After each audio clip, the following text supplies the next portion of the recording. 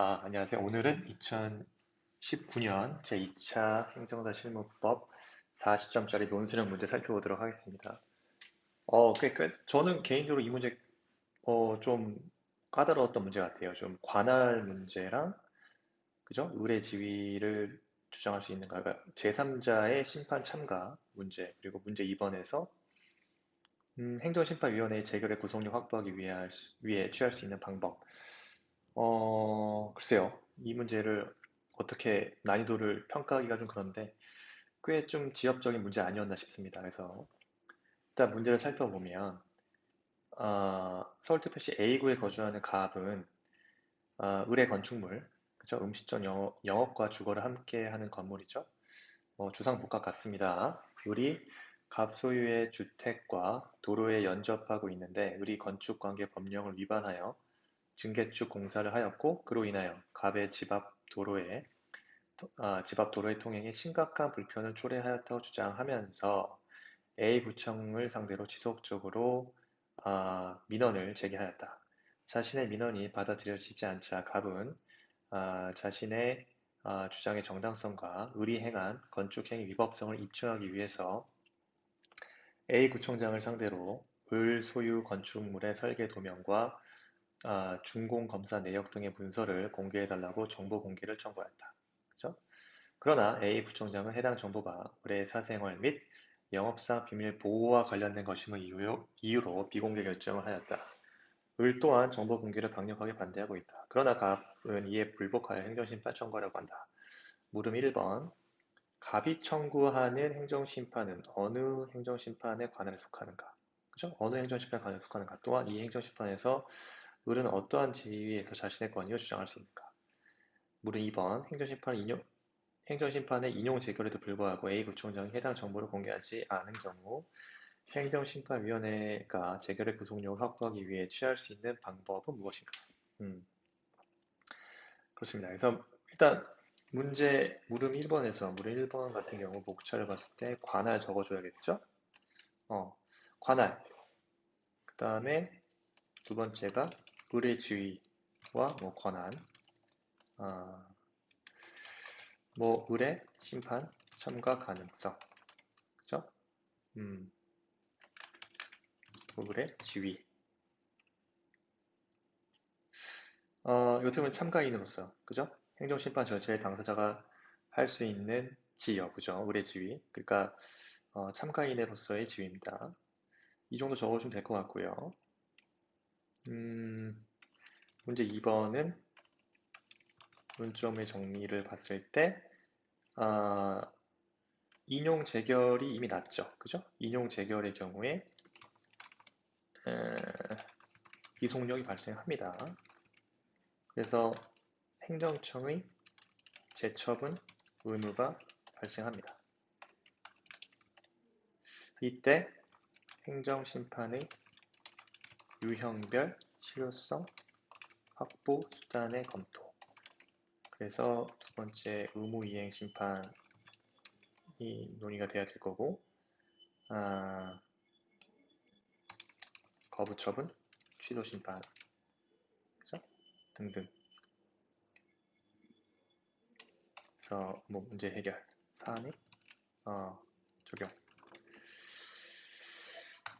그래서 A 구청장이 재차 비공개 결정을 한 경우 검토가 되면 되겠습니다. 목차 이 정도 잡고 그럼 문제 1번에서 관할 부분 적어줘야겠죠. 관할은 첫 번째 그죠?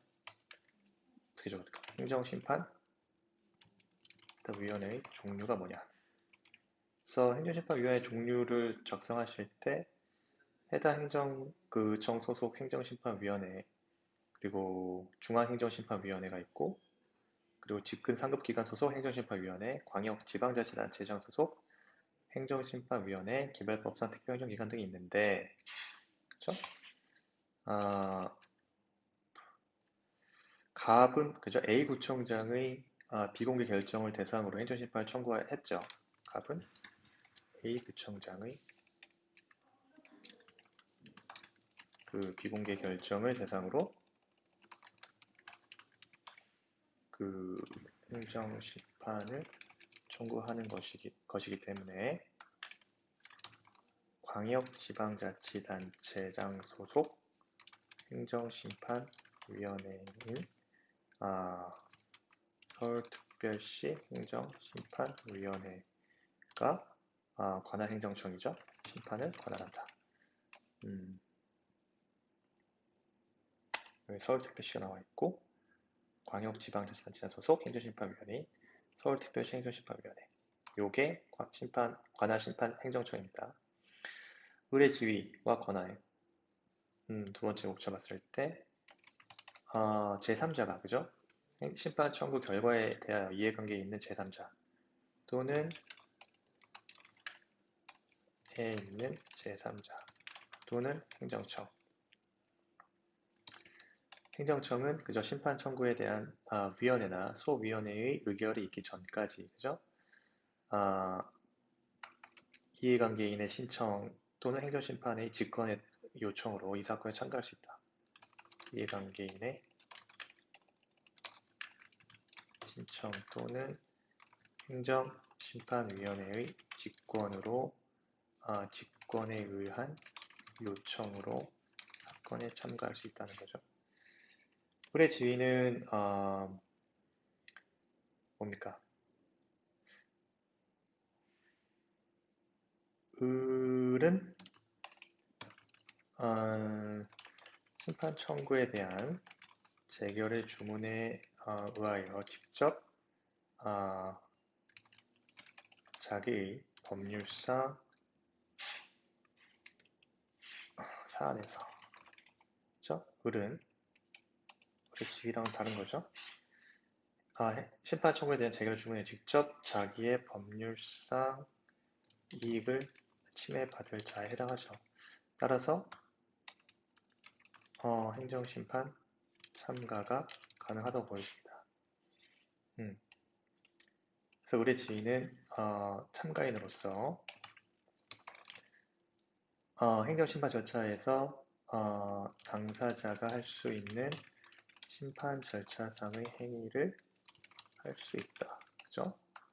따라서 당사자가 위원회에 서류를 제출할 때에는 그죠?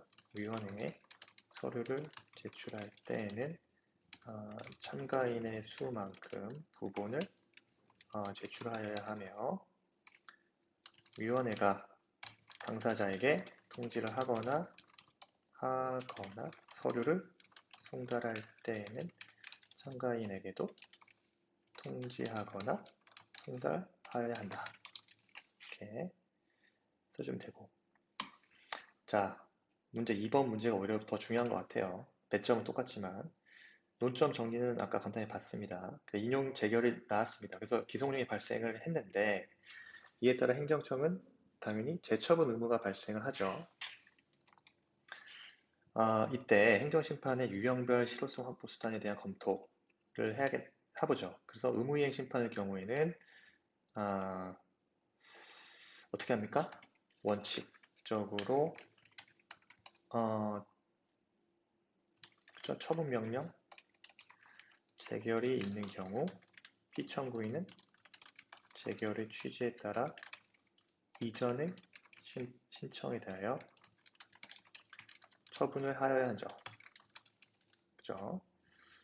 위원회가 그 피청구인이 처분을 하지 아니하는 경우 당사자가 신청을 하면 기간을 정해서 서면으로 시정을 명하고 그 기간에 이행하지 아니하면 직접 처분할 수 있습니다. 또한 청구인의 신청에 의하여 결정으로 상당한 기간을 정하고 피청구인이 그 기간 내에 이행하지 아니하는 경우 그 지연 기간에 따라 일정한 배상을 하도록 명하거나 즉시 배상할 것을 명할 수 있죠. 근데 한계가 있습니다.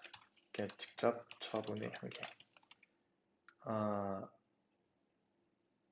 어쩔 때가 있네요. 그 처분의 성질이나 그죠? 그 밖의 불가피한 사유에 의해서 직접 처분을 할 수 없는 경우 직접 처분을 할 할 수 없다. 하지 아니한다. 그죠? 세 번째, 사안의 적용을 봐야겠죠? 지금 사안에서는요, 어, 위원회가, 그죠? 그,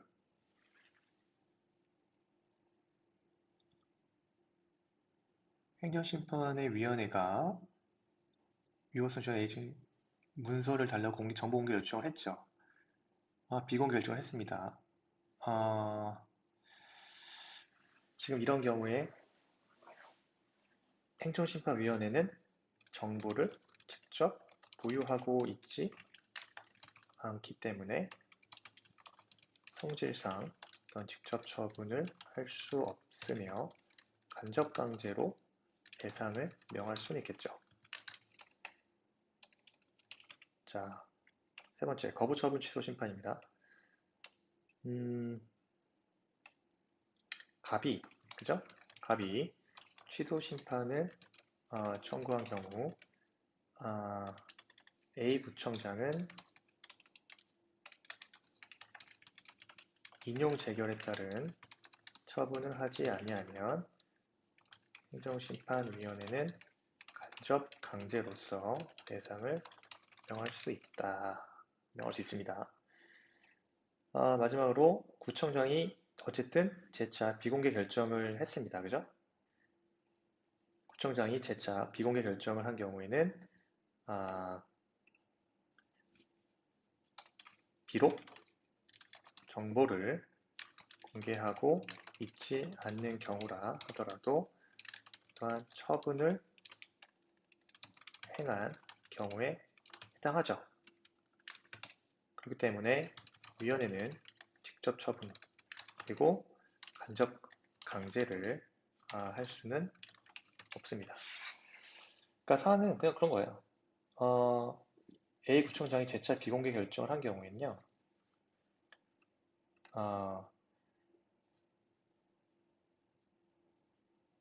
어떠한 처분을 한 것으로 보기 때문에 직접 처분이나 간접 강제를 할 수 없는 거예요. 네, 없다고 봅니다. 그래서 이런 경우에는 간접 강제도 할 수 없다고 보여지고요. 당연히 직접 처분도 직접 정보를 보유하고 있지 않은 위원회의 경우에는 성질상 직접 처분할 수 없다고 보여지기 때문에 간접 강제를 배상을 명할 수 있는 조업을 봤을 때 A 구청장이 재차 비공개 결정을 이미 했고 이는 바로보다 비록 정보를 공개하고 있지 않은 경우라 해도 재차 비공개 결정을 하는 이 행위 자체가 처분 행위로 보여지죠. 근데 인용죄에 따른 처분하지 않았을 때 간접 강제로서 배상을 명할 수 있는 것이기 때문에 위원회는 직접 처분이나 간접 강제도 할 수 없다고 결론을 내려지면 되겠습니다. 그래서 지금 되게 직접 처분, 뭐 간접 강제 이런 부분에 대한 적용 문제가 확실하게 이해되지 않으면 되게 풀기 어려웠던 문제 같습니다. 그래서 어떻게 보면 행정심판법 난이도가 상당히 까다롭다. 그래서 공부를 좀 꼼꼼하게 해야 될 것 같다는 생각이 드네요. 그래서 오늘 강의는 여기까지고요. 더 많은 뭐 약술형, 뭐 출제 등등은 쇼터디에 많이 올려놨으니까요. 참고하시면은 도움이 될 것 같습니다. 지금은 회원 가입만 해도 3개월 정도는 무료로 이용하실 수 있으니까 2차 시험 보실 때까지는 다 무료로 이용하실 수 있습니다. 그래서 쇼터디를 통해서 많이 연습하시고 시험 들어가시면 될 것 같습니다. 감사합니다.